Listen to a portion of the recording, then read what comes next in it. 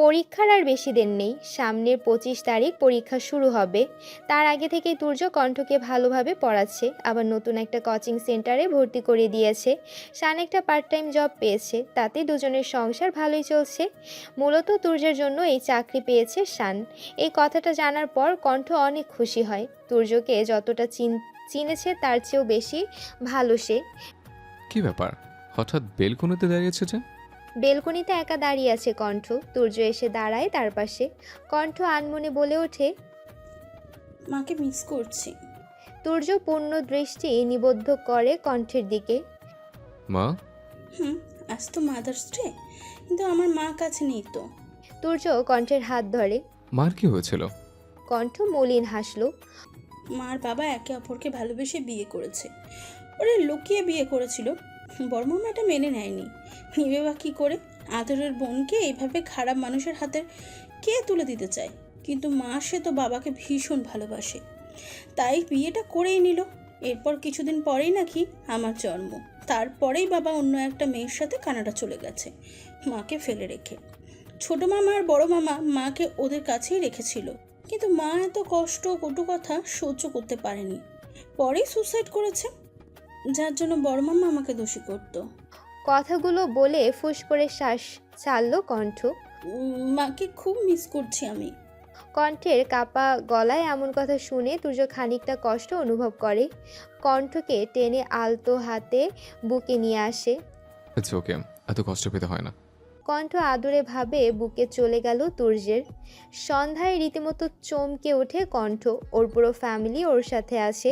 বাড়ির ছেলেরা মিলে খাওয়া দাওয়ার আয়োজন করেছে। আর ওদিকে তনয় আহমেদ, আনিকা আহমেদ, শাহা খান এবং অহনা খান সবাই মিলে আড্ডা দিচ্ছে। সবাই কণ্ঠকে নিয়ে ব্যস্ত হয়ে গেল। কণ্ঠ যেন আজ কোনোভাবেই মন খারাপ না করে, তাই সবাই এত কিছু করছে।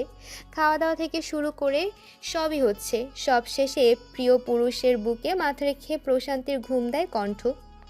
সামনের মাসে তো আপনার পরীক্ষা, আপনি কেন এসব করছেন? গিয়ে পড়ুন। তোহার কথা শুনে মুচকি হাসে শান। কলেজ থেকে ফিরে এসে ঘরের কিছু কাজ সে করে দিচ্ছে। এটা মোটেও পছন্দ হচ্ছে না তোহার। শান এসে তোহাকে জড়িয়ে ধরে। সব সময় তো তুমিই কাজ করো, আমি না হয় আজ একটু সাহায্য করলাম। তোহা খিলখিলিয়ে হেসে উঠল। অতঃপর দুই কপতি মিলে রান্না থেকে শুরু করে ঘরের সব কাজ শেষ করে নেয়। সন্ধ্যায় সবাই নিজেদের বাড়ি ফিরে এলো। ওদিকে অরিন তেমন একটা বেশি খাবার রান্না করেনি, সবাই খেয়ে এসেছে তাই আর কষ্ট করে রান্না করেনি। তোফায়েল অফিস থেকে আসার সময় অরিনের পছন্দের বিরিয়ানি নিয়ে আসে। আপনি এসে গেছেন? তোফায়েলের বাড়ির ভেতরে ঢুকে অরিন ওর হাতের জিনিসগুলো নিয়ে গুছিয়ে রাখলো। চোখ পড়ল আরেকটা প্যাকেটে, ভেতরে বিরিয়ানি। চোখ দুটো চকচক করে ওঠে অরিনের। বিরিয়ানি? হুম, চটপট প্লেটে নিয়ে নাও, দুজনে একসাথে খাবো। আর আমিও ফ্রেশ হয়ে আসছি। আচ্ছা। অরিন ছোট্ট করে জবাব দিয়ে রান্নাঘরে চলে গেল। তৎক্ষণাৎ তোফায়েল ফ্রেশ হয়ে চলে আসে। এরপর দুজনে একসাথে খাওয়া দাওয়া করে। প্রথম পরীক্ষা শুরু আজ থেকে। প্রথম দিনেও লেট করে হলে গিয়েছে কণ্ঠ। এই তোর এত লেট কেন হয়েছে? 3 নম্বর বেঞ্চ থেকে ফিসফিস করে বলল সোহা। কণ্ঠ নাক মুখ কুঁচকে বলে, আর বলিস না, কাল সারা রাত পরে এখন আমার এই অবস্থা, সকালে ঘুম থেকে উঠতে পারিনি।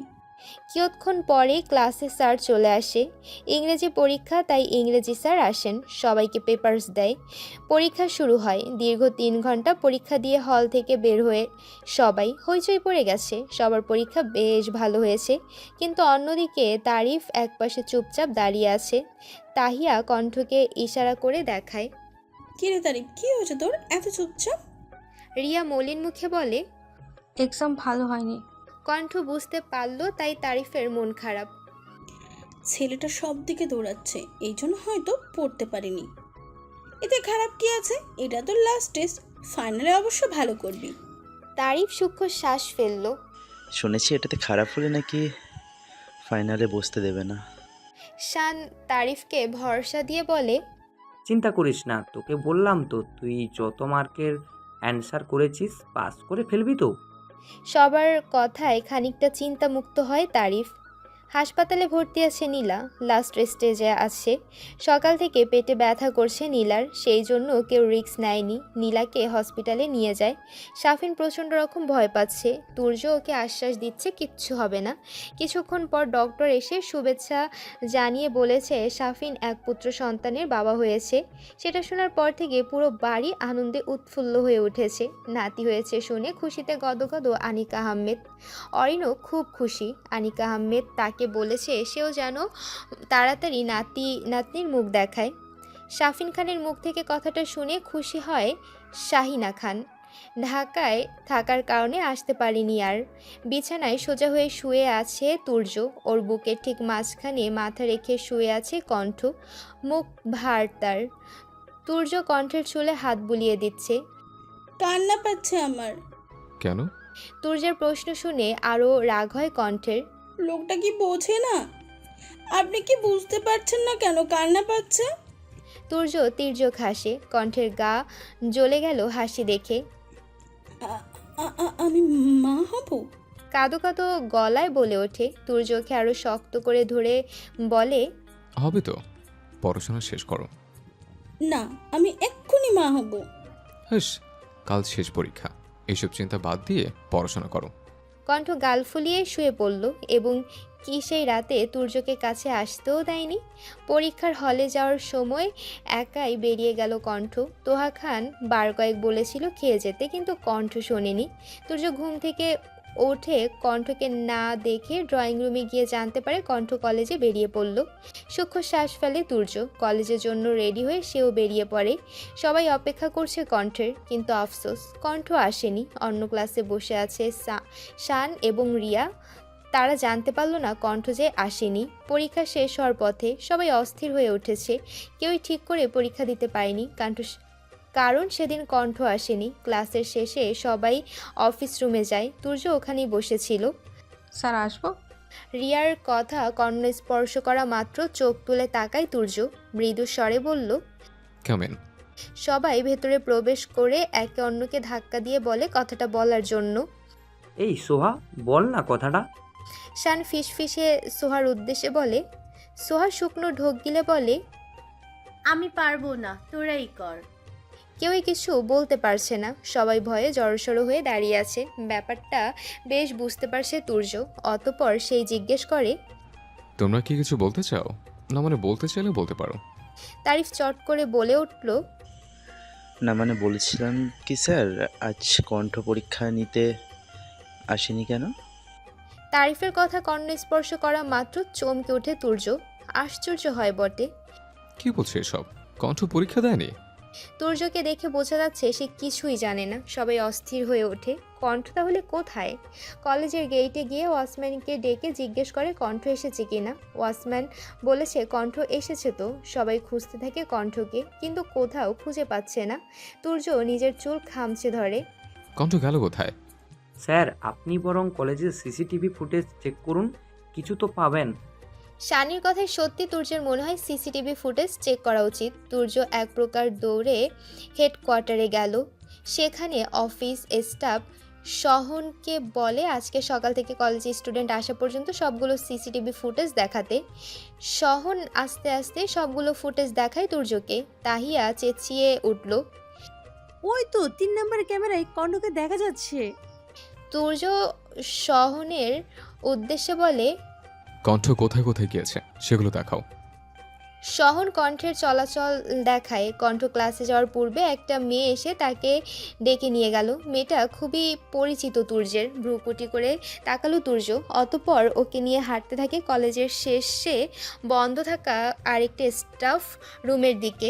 রিয়া কেঁদে উঠল, স্যার কণ্ঠ ওখানেই আছে হয়তো, প্লিজ চলুন।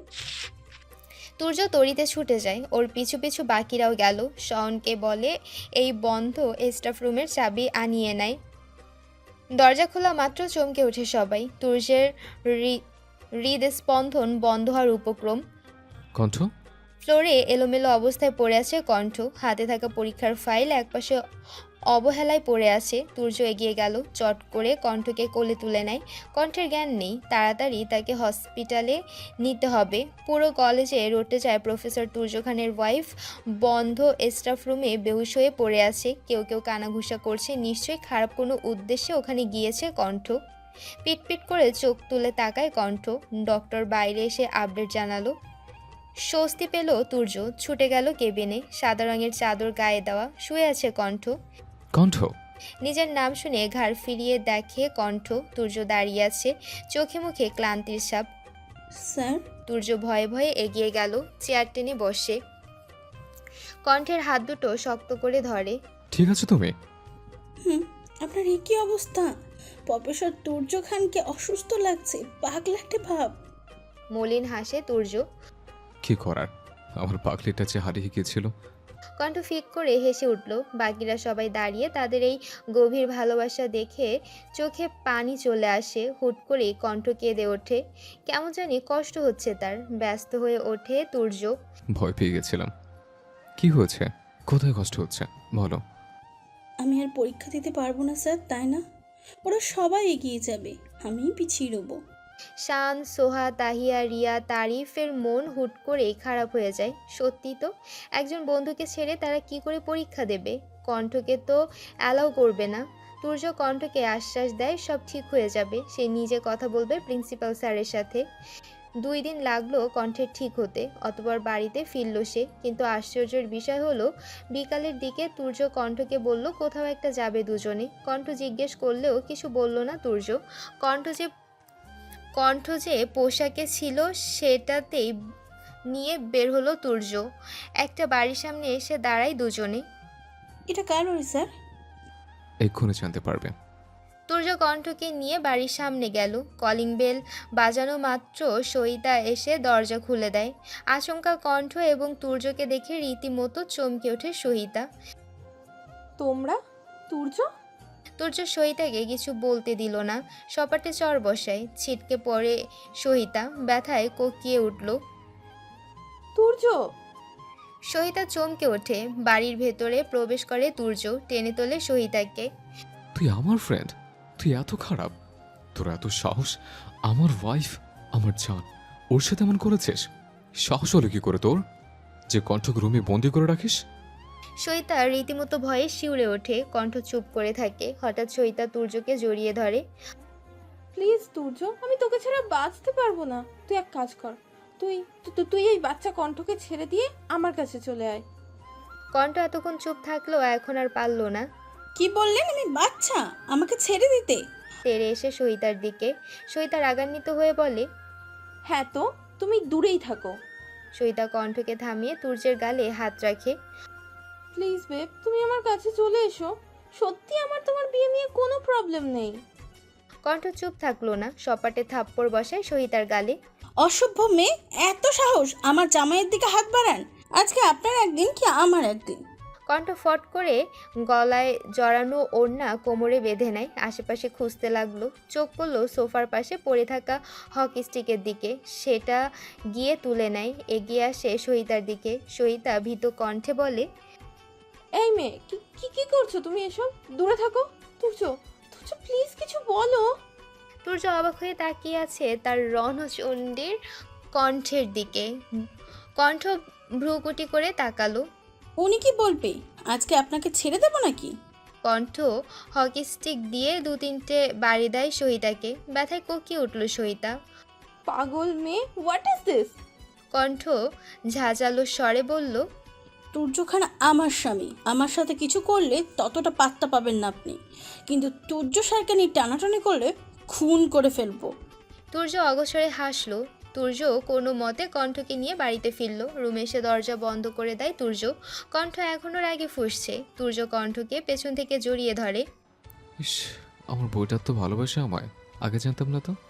কণ্ঠ মুহূর্তেই মোমের মতো গলে যায়। আমার পছন্দ না আপনাকে নিয়ে টানাটানি, আমি আপনাকে অনেক ভালোবাসি। I love you too. দেখতে দেখতে 5 বছর কেটে গিয়েছে। সবাই নিজেদের নিয়ে ব্যস্ত, কেউ বা ক্যারিয়ার পেছনে ছুটছে। পড়াশোনা শেষ করেছে কণ্ঠ, জবের জন্য চেষ্টা করছে। মাঝে মধ্যে বন্ধুদের সাথে দেখা হয় তার। শান আর তোহা খুব সুখী। তোহার একটা ছেলে হয়েছে, বয়স 2.5 বছর। শান বর্তমানে একটি মাল্টিন্যাশনাল কোম্পানিতে চাকরি করে। অন্যদিকে সোহা তাহিয়া সংসার নিয়ে ব্যস্ত, ওরাও জব করছে ছোটোখাটো। তারিফ বর্তমানে খুবই আলোচনায় আছে। লাস্ট মুভি বেশ জনপ্রিয়তা পেয়েছে তারিফের। রিয়ার সাথে এই তো মাসখানেক আগেই তার বিয়ে হয়েছে। আনিক আহমেদ এত ভালো মেয়ের জামাই পেয়ে অত্যন্ত খুশি। নীলা আর শাফিনের ছেলে 4 বছরে পা রাখল।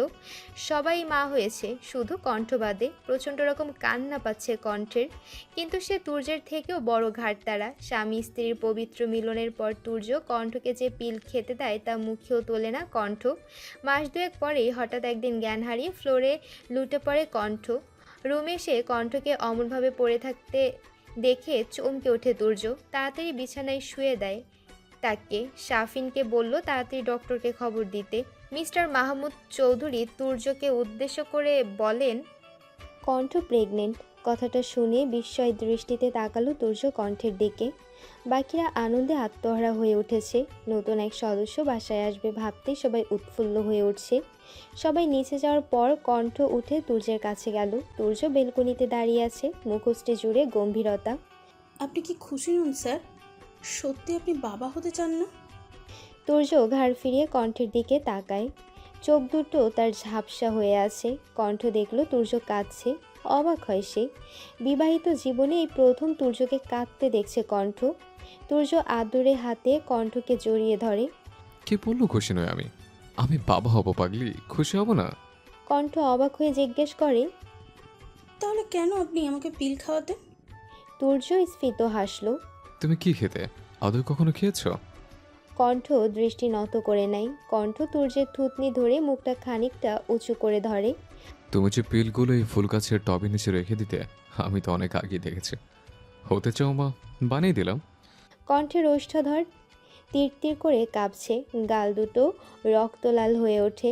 লজ্জা পাচ্ছে সে। তুর্য আবারও জড়িয়ে ধরে কণ্ঠকে। এত খুশি দেওয়ার জন্য ধন্যবাদ। কণ্ঠ মিনমিনিয়ে গলায় বলল, আপনাকেও ধন্যবাদ আমাকে এত ভালোবাসার জন্য। গোধূলির সন্ধ্যায় বাগানে দাঁড়িয়ে আছে তোফাইল, হয়তো কারোর অপেক্ষায় আছে। হঠাৎ পেছন থেকে এক পিচ্চি মেয়ে এসে ডাকে, পাপ্পাই পাপ্পাই, আম্মা খালি বকে।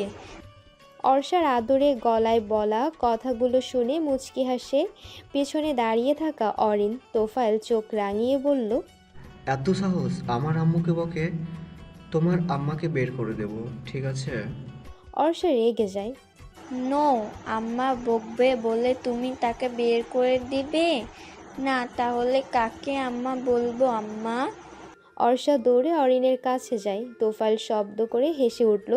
ছোট্ট একটা অনুষ্ঠানের আয়োজন করা হয়েছে। কণ্ঠ প্রেগনেন্ট সবাই জানার পর আনন্দ করে। শান, তোহা, তাহিয়া, সোহা, কণ্ঠ, তুর্য, তোফাইল, অরিন সবাই উপস্থিত আছে। কাপলরা নিজেদের মধ্যে একটু সময় কাটাতে চায়, কিন্তু এসব কিছুর মধ্যে রিয়া আর তারিফ এখনও পৌঁছায়নি। কণ্ঠ গাল ফুলিয়ে বলে, দেখলি সুপারস্টার আসলো না, আসবেই বা কেন? এই যে এসে গেছি।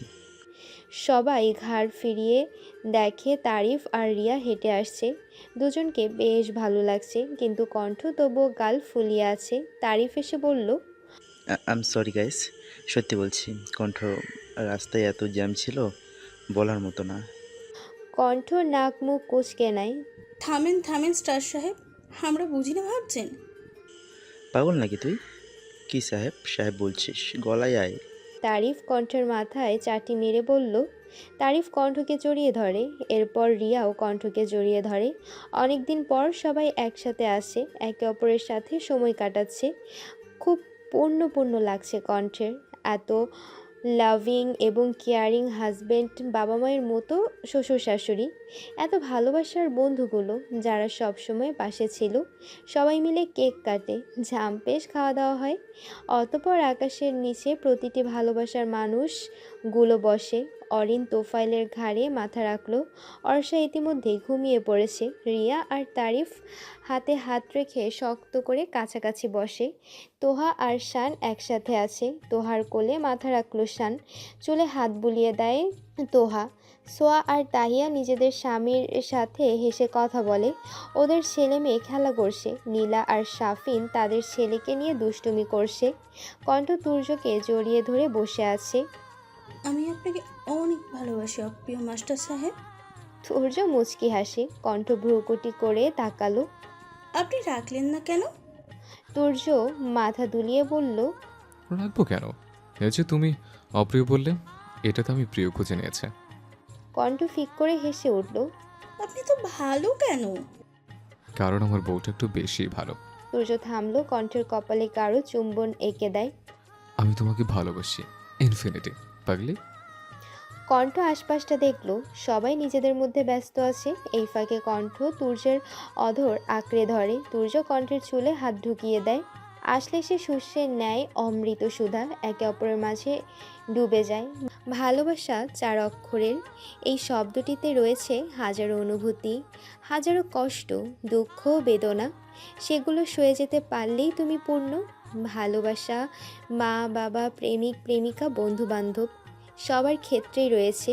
কিছু সম্পর্ক গাঢ় হয়, কিছু সম্পর্ক ভেঙে যায়।